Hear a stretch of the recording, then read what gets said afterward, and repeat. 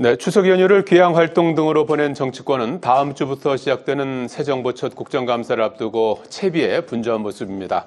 국감 초반에 조희대 대법원장과 김현지 대통령실 부속실장의 출석 여부, 또 민주당이 추진하고 있는 사법개혁을 놓고 여야의 공방이 예상됩니다. 정치 한수, 임명진 전 자유한국당 비대위원장, 설훈 전 더불어민주당 의원과 현안 살펴보겠습니다. 안녕하십니까? 안녕하십니까? 추석 명절 잘 네, 보내셨죠? 길었죠? 너무 길었어요. 예. 너무 길었으니까. 7일간이었고 오늘 쉬시는 분들도 계셔서 기신 분들은 열흘간에 이어지는 이제 추석 명절이고 아마 정치권도 아마 귀향 활동, 기성 활동을 통해서 민심이 어떤지 이걸 좀 체감하는 그런 시간이 아니었을까 싶은데 두 분께서 보실 때 이번 추석 민심은 어떠했다고 보시고 추석 밥상에 정치 얘기 잘 하지 않기로 하지만 또 하게 되는 그런 또 정치 이슈 아니겠습니까? 그래서 어떤 주제가 가장 많이 밥상에 올랐다고 보셨는지요? 뭐 야당 지지하는 분과 여당 지지하는 분이 확 갈리지 않습니까? 예. 그러니까 여당 지지하는 분들은 뭐 야당이 아주 바보 같은 짓을 했다. 예. 이런 이제 공격 톤을 가지고 계시고 야당 지지하는 분들은 여당이 이게 도대체 뭐냐. 예. 뭐 이런 시각으로 보는 게 이 뒤섞여 있으니까 정확히 민심이 뭔지를 규명하기는 쉽지가 않은데 네. 야당 쪽에서는 공격하기 좋은 게 김현지 전 정무수석이 도대체 뭐냐, 왜 그게 안 나오려고 그러느냐 국감에. 예. 근데 이런 문제에 대해서는 그 여당 내에서도 의견이 갈리는 것 같아요. 당연히 나온다. 이게 이제 정무수석이 갖고 있는 입장이고. 예. 근데 지금 용산 내에서는 나올 듯 마올 듯 정확하지가 않아요. 그러니까 이 총무비서관님은 반드시 나와야 되는 제일 비서실 부속실장으로 바뀌었지 않습니까? 예. 인사를 했는데 그게 인사가 미락인지는 모르지만은 누가 봐도 저거 국감에 안 나오려고 그러는 거다. 이렇게 볼 수밖에 없는 거거든요. 서로 그런 일이 없었다 하더라도 지금 할 일이 아니고 국감 끝내고 난 뒤에 했어야 되는데 이건 딱 의심하기 좋은 이런 상황이에요.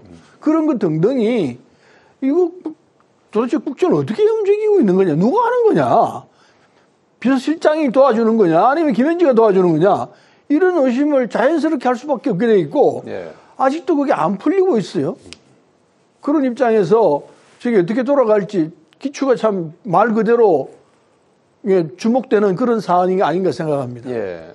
여야의 어떤 지지 성향에 따라서 입장이 다르지만 김현지 비서관 지금은 이제 부속실장입니다만 얘기가 많았다. 뭐 듣고 싶은 것만 들으니까요, 예. 자기가. 그래서 이제 지금 뭐 서른 의원님 잘 말씀하셨지만은 단연코 김현지 비서관 얘기 지금 부속실장이 됐습니다만은. 예. 이 가십 비슷하게 뭐 재밌잖아요. 그러니까 이제 뭐 추석밥상이 가볍게 화제가 되긴 했지만 예.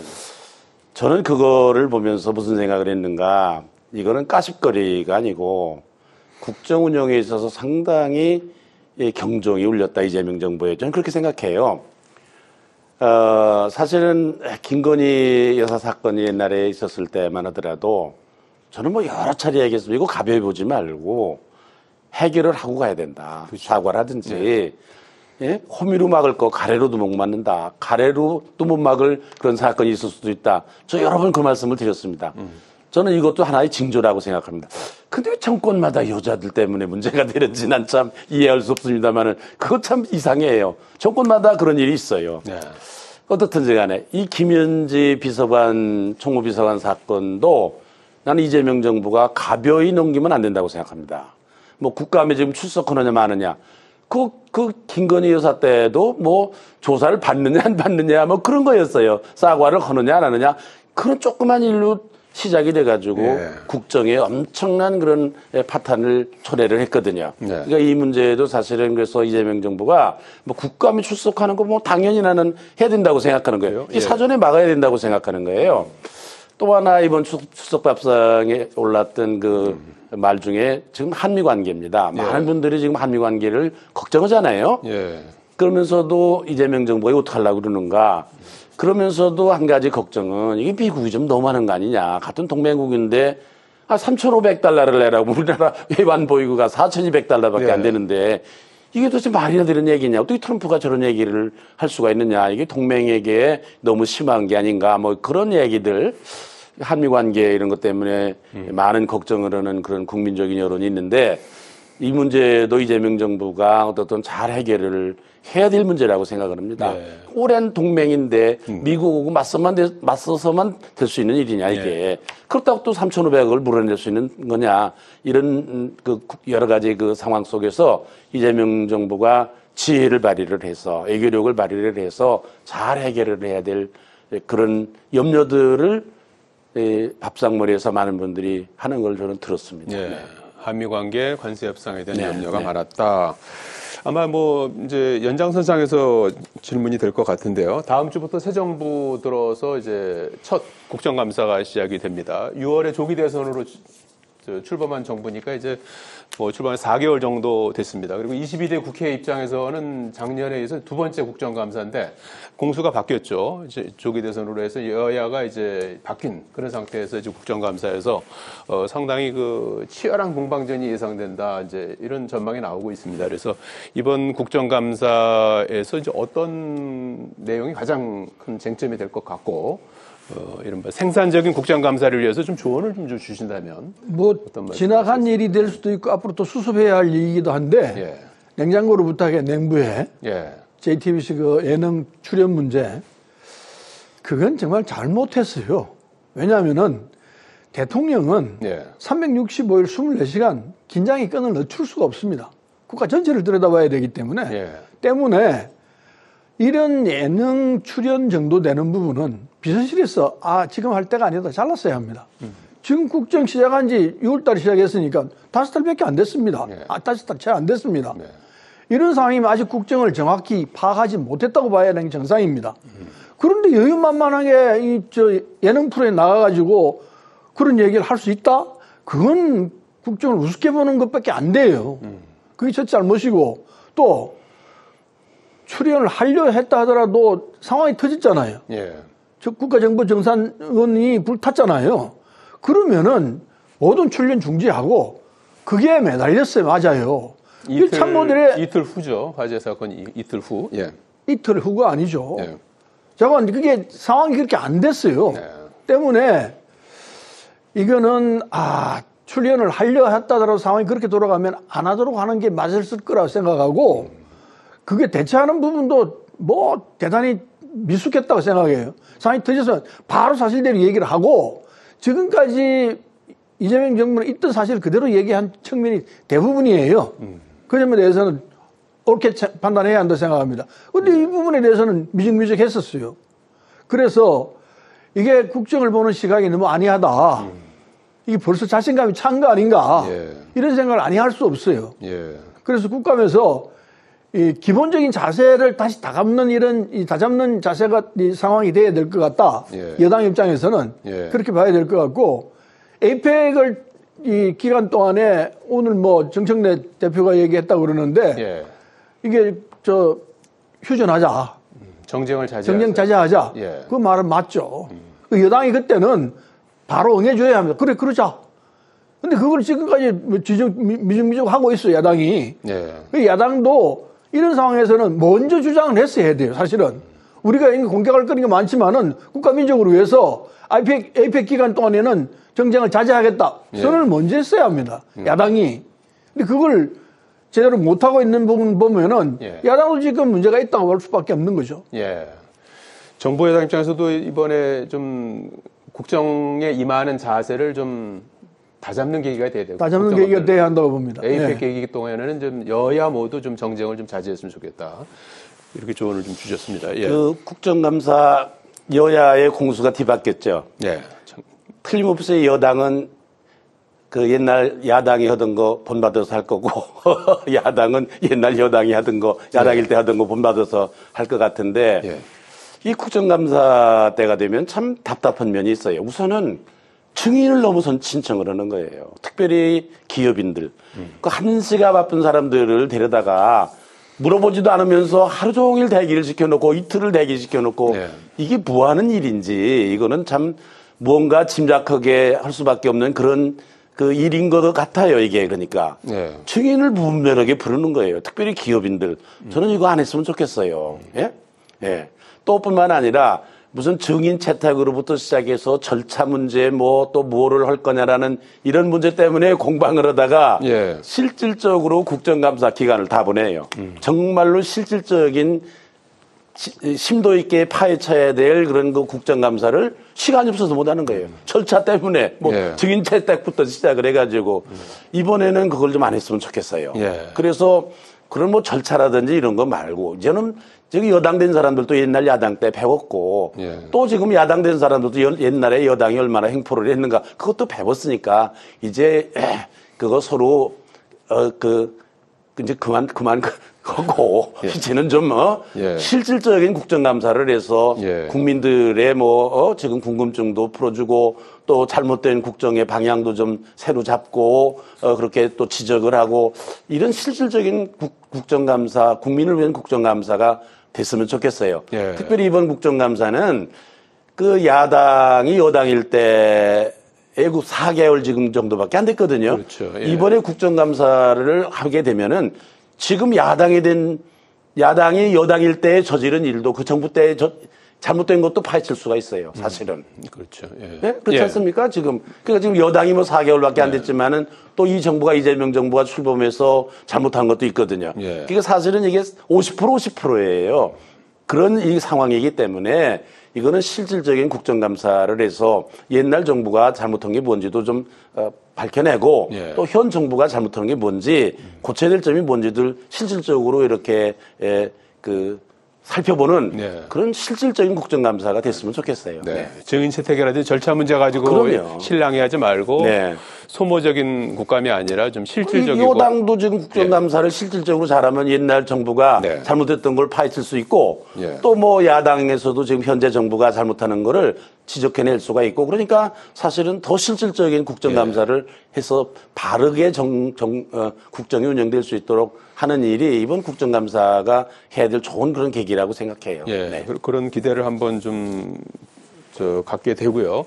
그리고 이 부분은 어떻게 보시는지 모르겠습니다. 이번에 그 국정감사 기간에 민주당은 본회의를 열어서 지난번에 이제 정부조직법하고 방송미디어통신위원회 설치 관련 법안 등 해서 4개 쟁점 법안하고 이제 비쟁점 법안 5개 정도 처리하고 그때 이제 처리하려고 했던 한 70개 되는 민생 법안이 미뤄졌어요. 그래서 그때 이제 필리버스터가 이제 길어지면 이제 전체적인 이제 국정감사도 그렇고 정치 일정에 이제 문제가 생기니까 이제 미뤄진 상태인데 이거를 이제 국정감사 기간에 보통 본회의를 열지 않는데 이 법안 처리를 위한 본회의를 열자 이렇게 제안을 해놓은 상태고 국민의힘은 좋다. 민생법안 처리는 좋은데 이번에 이제 국가정보자원관리원 화재로 인한 전산망 마비 사태에 대한 사과를 먼저 해라 이렇게 이제 요구해 놓은 상태거든요. 어쨌든 지금 이 상황에서는 국감이 열리는 기간 동안에는 본회의를 안 했던 게 사실입니다. 관례라고 해요. 예. 네, 그러면은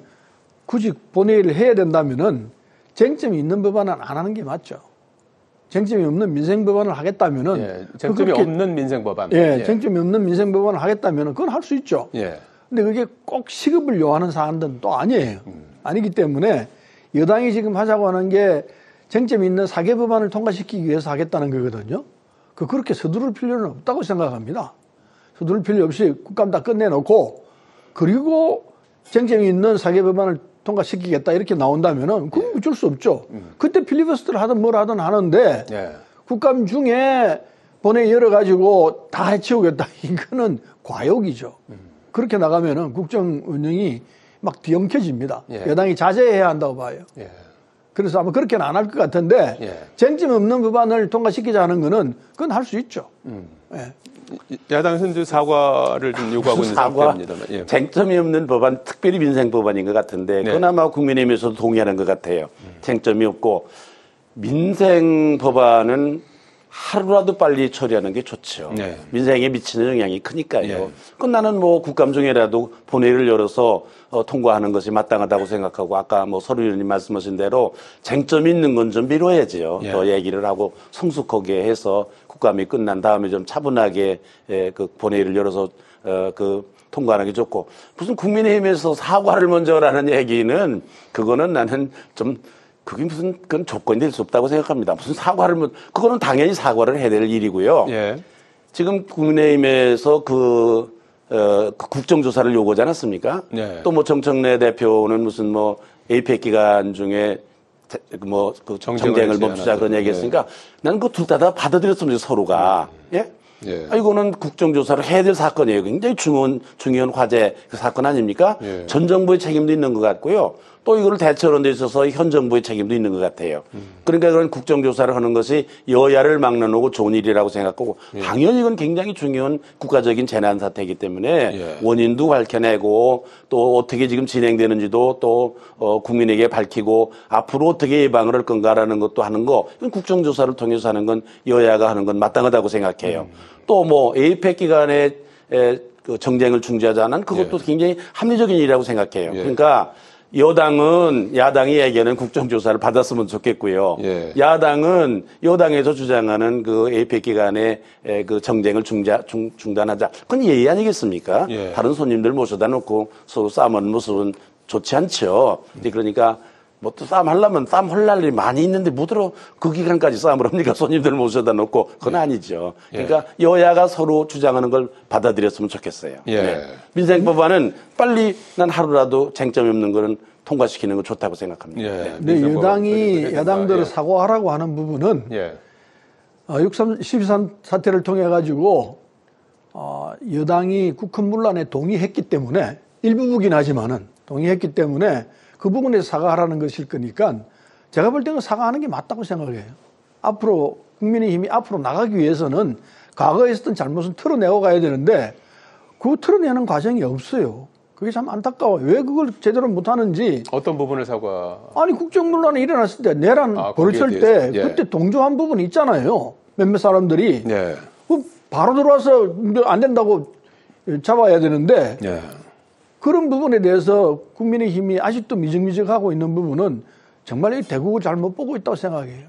털고 가야 되는데 털 생각이 없는 것 같아요. 지금 그걸 사과하라고 하는 걸로 알고 있습니다, 저는. 아니 지금 국민의힘에서 이제 요구하고 있는 건 민생법안 처리 협조해 줄 테니까 이제 민주당이 이번에 이제 화재 사건에 대해서 국정자원 화재 사건에 대해서 국정자원 화재하라는 거는 사과해야죠. 사과해야죠. 이거는 어떻게 보시는지 지금 임명진 위원장님도 말씀하셨습니다만은 이 국정자원 화재 사건과 관련해서 국정조사를 제안을 했어요. 근데 국정조사를 하면 민주당이 이제 이게 응해줘야 가능한 거 아니겠습니까? 당연하죠. 국정조사 필요성이 있다고 보십니까? 국정조사를 할 필요가 있다고 생각하는 게 피해 내용에 대해서 2주가 지나고 난 뒤에 수정을 했습니다. 600몇십 개에서 700몇 개로 늘어났다 이렇게 얘기를 했거든요. 647, 700. 그거는 국민들이 볼 때 도대체 뭐 하고 있은 거야? 피해 내용도 제대로 파악하지 못한 거 아니냐? 이런 의심을 사게 돼 있죠. 그래서 이런 부분을 좀 더 명쾌하게 발표를 하고 해야 되는데 지금 뭐 우왕좌왕 정신이 없었던 것 같아요. 보니까 28% 정도밖에 복구를 못했다고 그러고 있어요. 아직도. 이런 등등은 국정조사가 아니면은 다른 방식으로라도 국회에 정확하게 보고하는 뭐가 있어야 한다고 생각합니다. 국민이 정확히 이해하고 여기에 대해서 사과도 하고 뭐가 잘못됐습니다. 이런 걸 시원하게 국민들에게 알려야 되는데 그건 뭔가 뭐 제대로 안 하는 것 같다는 느낌이 들어요. 그래서 야당이 이 국정조사 해야 한다고 주장하는 것 같은데 일리가 있다고 생각합니다. 그러나 국정조사 아니고도 국정조사를 하자면 지금 국감기간에 굉장히 번잡하잖아요. 그렇죠. 국감기간에 할 수도 있다고 봅니다. 국정감사와 국정감사를 별개로 통해서 할 수 있어요. 그렇기 때문에 꼭 국감이 아니더라도 국정조사가 아니더라도 정확하게 국민들에게 알리는 내용이 합의가 된다면은 뭐 충분히 가능하다고 생각하죠. 꼭 국정조사 방식이 아니어도 어쨌든 그와 관련한 어떤 국회 차원의 진상조사가 필요하다. 이렇게 보시는 거죠. 여기까지 듣겠습니다. 고맙습니다. 고맙습니다.